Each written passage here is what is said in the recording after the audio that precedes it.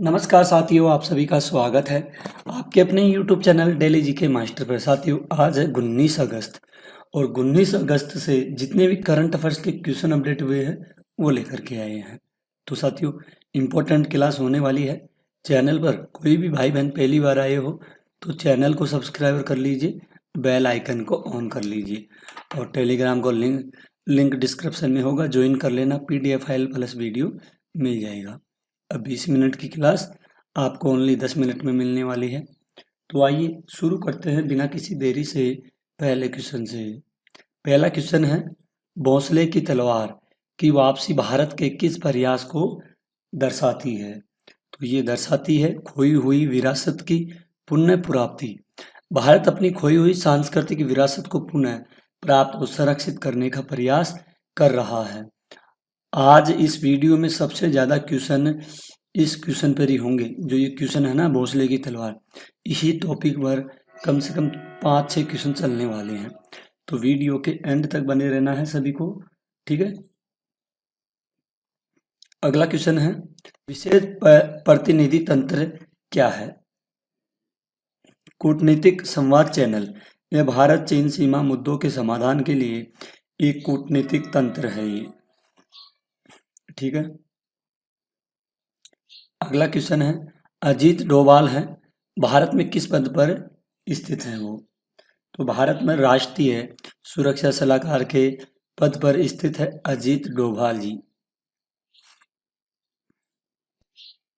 Next question है, रघुजी भोसले की तलवार 2025 में कहाँ खरीदी गई थी? तो ये वेरी वेरी इंपॉर्टेंट क्वेश्चन है, इसको आप लोग ध्यान में जरूर रखिएगा, ठीक है। तो ये तलवार है साथियों यूके नीलामी की तलवार है। यूके में इस तलवार की नीलामी चल रही थी। यह तलवार यूके लंदन नीलामी में खरीदी गई थी। नेक्स्ट क्वेश्चन है, वांग यी की भारत यात्रा किस वर्ष में हो रही है? तो ये आने वाली है 2025 में आने वाली है। जो चीन की है वांग यी, उच्च स्तरीय कूटनीति यात्रा 2025 में हो रही है। अगला क्वेश्चन है, जो रघुजी भोसले हैं उनकी विरासत किस भारतीय राज्य से जुड़ी हुई है? तो ये वेरी वेरी इंपॉर्टेंट क्वेश्चन है। ये जुड़ी हुई है महाराष्ट्र से। किससे जुड़ी हुई है? महाराष्ट्र से जुड़ी हुई है। रघुजी भोसले महाराष्ट्र के मराठा राजा थे। कौन थे? मराठा राजा थे, ठीक है। क्वेश्चन है, वांग यी की यात्रा का उद्देश्य किन देशों के बीच तनाव कम करना है? तो ये भारत और चीन के बीच में जो तनाव हैं उनको कम करने के लिए वांग यी ये तनाव कम करने के लिए भारत में आ रहे हैं। कब? 2025 में आ रहे हैं ये। वार्ता का उद्देश्य है भारत चीन सीमा तनाव को कम करना।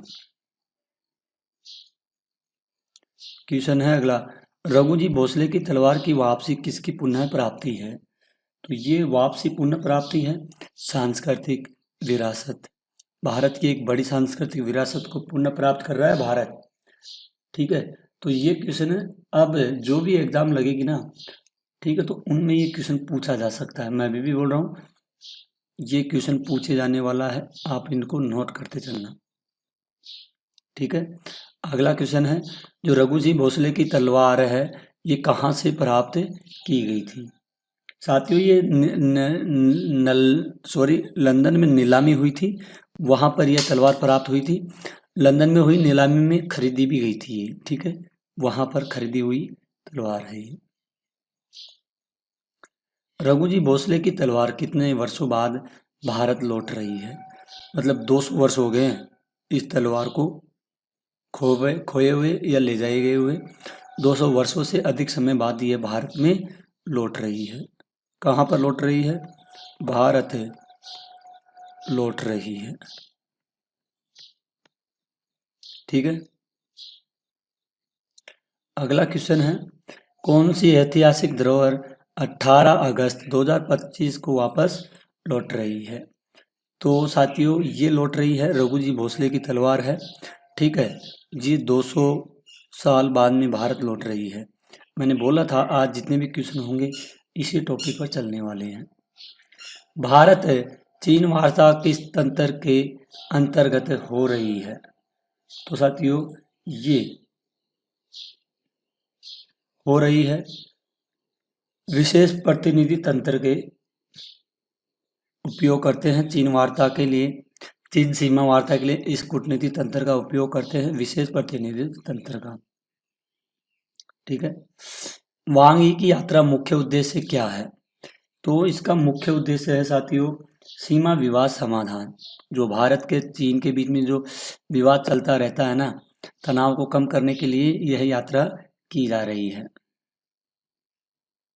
क्वेश्चन है अगला, वांग यी भारत में किससे मुलाकात करेंगे? तो ये मुलाकात करेंगे राष्ट्रीय सुरक्षा सलाहकार हैं भारत के, कौन है? अजीत डोभाल जी हैं, इनसे इनकी मुलाकात होगी। ठीक है। अगला वह लास्ट क्वेश्चन है साथियों जो काफी इंपॉर्टेंट क्वेश्चन है।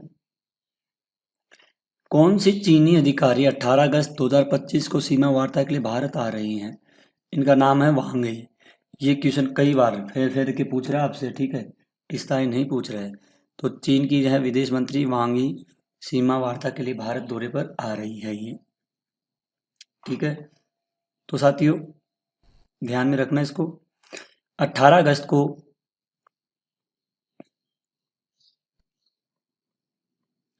अगस्त को राष्ट्रीय युगल दिवस मनाया जाता है। 18 अगस्त को विश्व स्तन कैंसर दिवस मनाया जाता है, इसको भी ध्यान में रखना। वीनस विलियम्स 45 वर्ष की आयु में यूएस ओपन 2025 का एकल वाइल्ड रिकॉर्ड मिला है इसको। ठीक है।